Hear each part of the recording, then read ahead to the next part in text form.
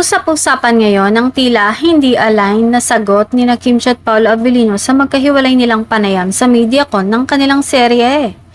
Marami ang nakapansin na parang hindi daw align o hindi na pag-usapan ng dalawa ang dapat nilang isagot sa parehong tanong tungkol sa Valentine's Day. Sa naturang MediaCon, natanong ang dalawa kung ano ang ginawa nila noong araw ng mga puso.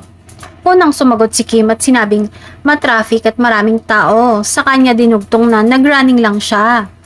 Simple at casual ang dating ng sagot ng aktres na tila walang anumang espesyal na ganap.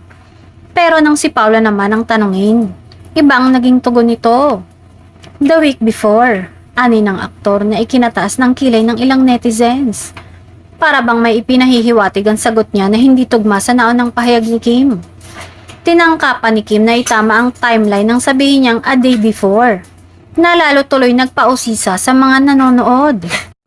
Sa puntong yon, marami ang nakapansin sa reaksyon ni Paolo na tila nahirapang mag-isip ng idudugtong. Kaya naman bumawi siya sa pabirong hirit na, siguro sa Kim Pa World Tour na lang, utang muna. Dahil dito, umugong ang iba't ibang komento online. May nagsabing major fail, ano ba talaga? May ilan ding nagbiro na halatang hindi raw marunong mag-alibay ang aktor. May mga nag-final verdict pa na tila guilty beyond reasonable doubt ang peg ng kanilang obserbasyon. Gayunpaman, imbes na batikos ang matanggap, kinilig pa ang kanilang mga tagahanga.